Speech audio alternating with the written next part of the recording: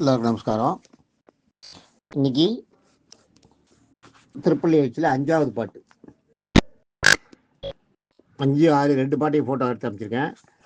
இந்த பாட்டுக்கும் அடுத்த பாட்டுக்கும் வச்சுங்க. இந்த பாட்டை நீங்கள் இப்போ இதை பார்த்துட்டே அந்த சவுண்டை கேட்கலாம். இப்போ நான் சொல்கிறத கேட்கலாம் காதில்.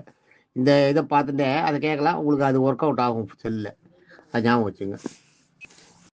சொல்கிறேன் பாருங்க. புலம்பின புட்களும் பூம்பொழில்களின் வாய், போயிற்று கங்குள் புகுந்தது புலரி, கலந்தது குணதிசை கனைகடல் அறவும், களிவண்டு முயற்றிய கலம்பகம் புனைப்ப, அலங்கலன் தொடையல் கண்டு அடியினை பணிவான், அமரரும் புகுந்தனர் ஆதலின் அம்மா, இலங்கையர்கள் வழிபாடு செய்கோயில் எம்பெருமான் பள்ளி எழுந்தருளாயே. இதுதான் பாட்டு. இது எப்படி பாடணும்னா, புலம்பின புட்களும் பூம்பொழில் கழிவாய், போயிற்று கங்குள் புகுந்தது புலரி, கலந்தது குணதிசை கனைகடல் அறவும், களிவண்டு முயற்றிய கலம்பகம் புனைப்ப, புனைந்த அலங்கலந்துணையில் கண்டு அடியினை பணிவான், அமரரும் புகுந்தனர் ஆதலில் அம்மா, இலங்கையர்கோர் வழிபாடு செய்கோயில் எம்பெருமான் பள்ளி எழுந்தருளாயே. இது பாடுற விதம். இப்ப இதுக்கு அர்த்தத்தை பார்ப்போம் என்னன்னு. புலம்பின புட்கள், புலம்புறதுன்னா கத்துறது வாயில, அதாவது இசை எழுப்புறது, ஒலி எழுப்புறது, அதான் புலம்புறது. புலம்பின புட்கள்னா பறவைகள். பறவைகள்லாம் கத்துறதான். அந்த விடிய காத்தால போய் சூரியன் உதிக்கிறத சொல்றாரு இந்த இடத்துல. அவ்வளோ அழகா சொல்றார். தொண்டை அடிப்படை அழகாக சூரியன் உதிக்கிறது, பெருமாளை எழுப்புறதுக்காக போறான். சூரியன் உதிக்கிறத சொல்றார். அப்போ அந்த வெளிச்சத்தை பார்த்த உடனே சூரிய வெளிச்சம் வெளியில வருது. அப்படியே வெளிச்சம் பல பொழுது விடியது பாருங்க. விடிய காத்தால அந்த வெள்ளையா வெளுக்கும் போது புலம்பின புட்களும் பூம்பொழில் இதெல்லாம் பறவைகள்லாம் கத்திதான். பூம்பொழில்களின் வாய். பூம்பொழில்ன்றது நீங்க என்னன்னா, இந்த இடத்துல செழிப்பான சோலை. பூம்னா செழிப்பு, பொழில்னா சோலை. செழிப்பான சோலைகளின் வாய். சோலைகள்ல இருக்கிற அந்த பறவைகள்லாம் ஒலி எழுப்பித்தான். பொழுது விடியும் போது பார்த்தீங்கன்னா கத்தும். எல்லாம் கீச்சாங்குருவின்னுவாங்க.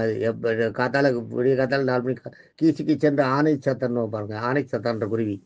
அந்த குருவி விடிய காத்தால பொழுது விடியும் போது கத்தும். காக்கா கத்தும். பொழுது விடிகிற அந்த வெள்ளையை பார்த்த உடனே பறவைகள்லாம் கத்தும். அதுகளுக்கெல்லாம் அந்த நமக்கு பொழுது விடிஞ்சிடுத்து, இப்போ இறந்தாடணுன்ற அந்த எண்ணம் வந்துடும். அந்த மாறுதலை அதுக்கு ஏற்றுக்கும். சூரியனோட வரவு உலகத்துக்கு சொல்கிறது தான் அது. புலம்பின புட்களும் பூம்பொழில்களின் வாய். சோலைகளில் இருக்கிற பறவை இனங்கள்லாம் கத்தித்தான், சத்தம் போட்டுதான். அடுத்தது பாருங்க. போயிற்று கங்குல். போயிட்டுனா போயிடுத்து. கங்குல்னா இருட்டு. கங்குல்னா இருட்டு போயிட்டுதான். புகுந்தது புலரி. புகுந்ததுன்னா வருது. இந்த இடத்துல வருது. இருட்டு போயிடுது, வருது. புலரின்னா வெளிச்சம் வரதான். இருட்டு போய் வெளிச்சம் வருதுன்றதை அப்படி சொல்றாரு அழகா. புகுந்தது புலரி, கலந்தது குணதிசை கனைகடல் அரவம். கலந்தது குணதிசை. கலந்தது குணதிசைன்னா கிழக்கு திசை. குணதிசைன்னு சொன்ன இல்லையா மொழியா, கிழக்கு திசைன்னு. கனைகடல் அரவம். கலந்தது குணதிசை கனைகடல் அரவம். ஓசையை எழுப்புற அரவம் கடல். எது கடல் கிழக்கு திசையில ஓசை எழுப்புறதான். நமக்கு மற்ற திசையில எதுவும் தெரியாது. ஆனால் வெள்ளையா இருக்கிறத பார்த்தோன்னா கிழக்கு திசை மட்டும் தெரியும். அதை சொல்றாரு இங்க. கிழக்கு திசையை பார்த்தா கடல் ஓசையை எழுப்புறதான். மேற்கையும் எழுப்போம், தெற்கையும் எழுப்போம், வடக்கையும் எழுப்போம். ஆனால் நமக்கு தெற்கையும் மேற்கையும் நீங்கள் என்னன்னா அந்த இருட்டில் தெரியாது. ஆனால் இங்கே குணதிசை கிழக்க வெளிச்சம் வந்திருக்கு, அதனால தெரியுது. அதனால கிழக்க இருக்கிற கடல் ஓசை எழுப்புறது பாரு அப்படின்றத சொல்றாரு இந்த இடத்துல. கலந்தது குணதிசை கடைகடல் அரவம். களிவண்டு மிழற்றிய கலம்பகம் முளைப்ப. களிவண்டுன்னா என்னன்னா, அந்த செடி தேர் குடிக்கிறது பாருங்க. வண்டு செடியிலேருந்து தேனை குடிக்கிற வண்டி தான், அதுதான் களிவண்டு.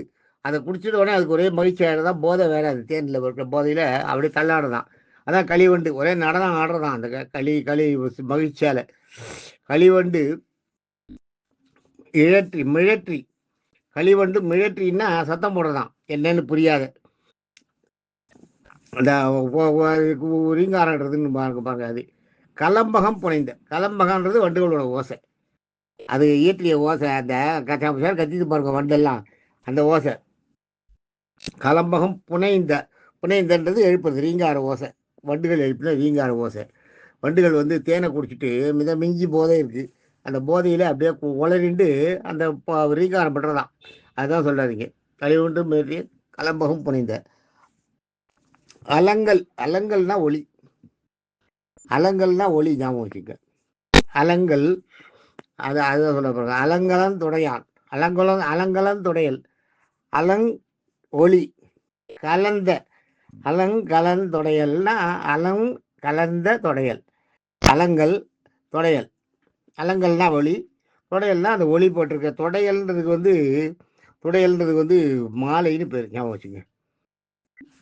அலங்குலன் துடையல், அதுதான் அலங்கலன் துடையல்னா ஒளி புரிஞ்சிய மாலை அப்படின்னு அர்த்தம். அலங்கலன் துடையல். கொண்டு அடியினை, கொண்டுன்னா கையில் வச்சுட்டு அடியினை பணிவான். அடியினை பணிவான்னா திருவடியில் சேவிக்கிற அங்குணன் அடியினை பணிவான். அமரர் புகுந்தனர். பாருங்க, அமரர்னா தேவர்கள். அம்முன்னா தண்ணி. அம்முன்றதுக்கு அழகுன்னு ஒரு பேர் இருக்கு, தண்ணின்னு ஒரு பேர். அமரர் அந்த மாலையில் ஈரம் அப்படியே சொட்டுறதான். அந்த விடிய கத்தாலன்றதுனால அந்த பனியோட இது மார்கழி மாதம் இல்லையா, பனி உள்ள கோத்து அது அந்த இது கொட்டுறதான். அந்த பனியில் அந்த இது நடந்து மாலையில் தண்ணி கொட்டுறதான். அதுதான் இங்கே சொல்கிறார். தேவர்கள் புகுந்த கையில் நீர் தோழுகிற மாலையை கையில் வச்சுட்டு உள்ளே வந்துட்டாலாம் எல்லாரும், பெருமாளுக்கு சாத்தி பெருமாளை எழுப்புறதுக்கு. அதை சொல்கிறாருங்க. இலங்கையர்கோன் வழிபாடு செய் கோவில். இந்த வழிபாடு செய் கோவில்ன்றதை பார்த்து தான் நம்ம இலங்கையர்கோன் யாருன்றதை முடிவு பண்ணணும். இலங்கைக்கு அரசன் ராவணன். ராவணன் எங்கேயால் இவரை வழிபட்டுருக்காரா பெருமாளை? இல்லை. பெருமாளை வழிபட்டது விபீஷணன் தான். இலங்கைக்கு அப்புறம் ராவணன் இறந்தப்புறம் இலங்கைக்கு விபீஷணன் தான் பட்டாபிஷேகம் சூட்டி அனுப்புகிறார் பெருமாள். ராமர் இங்கேருந்து விபீஷனுக்கு பட்டாபிஷேகம் சூட்டி இலங்கைக்கு அரசனாக்கி அனுப்புகிறார். அதுதான் அப்போ எடுத்துன்னு போகிறது தான் ஸ்ரீரங்கம் பெருமாளை கையில் எடுத்துன்னு போகிறார். அப்போ தான் அதை தனியாக சொல்கிறேன் கதை. ஸ்ரீரங்கத்தில் வச்சுட்டு நிலையை கொண்டு போய் ஸ்ரீரங்கத்தில் பெருமாள் எழுதியிருக்காமல் இருந்தது, கனவுல சொன்னது, பிள்ளையார் இதுக்கு அருள்னது, அதெல்லாம் அது அப்புறம் அது ஒரு கதையாகவே இருக்காது. அது இன்னொரு வாய்ப்பு கிடைக்கிறப்ப சொல்கிறேன். ஆக இந்த இடத்துல இலங்கையர்கோன்றது இலங்கைக்கு அரசனான விபீஷ்ணன் எடுத்துக்கணும். ராவணன் அழிவுக்கு பின்னாடி ராவணன் தான் முதல் அரசன். ராவணன் இறந்தப்போ விபீஷ்ணன் அரசன் ஆகிக்கிறது இல்லையா. அதனால இதை நம்ம எப்படி இலங்கையை கொண்டு சாதாரணமாக ராவணன் தான் எடுத்துக்கணும். ஆனால் வழிபாடு செய் கோவில்ன்ற வார்த்தை பின்னாடி வர்றதுனால இலங்கையர் கொண்டதை விபீஷ்ணன் எடுத்துக்கணும். நம்ம இந்த இடத்துல வழிபாடு செய் கோயில் எம்பெருமான் எங்களுக்கெல்லாம் பெருமாளை வளர்க்குறவரே பள்ளி எழுந்துள்ளாயே, எல்லாரும் வந்துட்டா கிளம்பி எழுந்துரு, சீக்கிரம் எழுதுன்னு அர்த்தம். புலம்பின பறவையெல்லாம் கத்துறது, அது சொல்கிறார் அவ்வளோ அழகாக. செழிப்பான சோலையில் பறவையெல்லாம் கத்துறது. இருள் ராத்திரி போய் வெளிச்சம் இருட்டு போயிடுத்து, வெளிச்சம் வந்துடுது. கிழக்கு திசையில் கடலோட அலை ஓசை கேட்குறது. மது அறிந்த தேனை அறிந்து மது அறிஞ்சிய வண்டுகள்லாம் இனிமையான கடலில் இசை எழுப்புறது. அப்படிப்பட்ட மலர்களால் தொடுக்கப்பட்ட அந்த மலர்கள் இருக்கு இல்லையா, அந்த மலர்களால் தொடுக்கப்பட்ட ஈரம் குழந்தை தண்ணீர் சொட்ட மாலையை வச்சுட்டு தேவர்களும் நின்றுட்டாங்க. இலங்கை அரசனான விபீஷ்ணரும் வழிபாடு செய்யறதுக்கு துதிக்கிறதுக்கு வந்துட்டார்.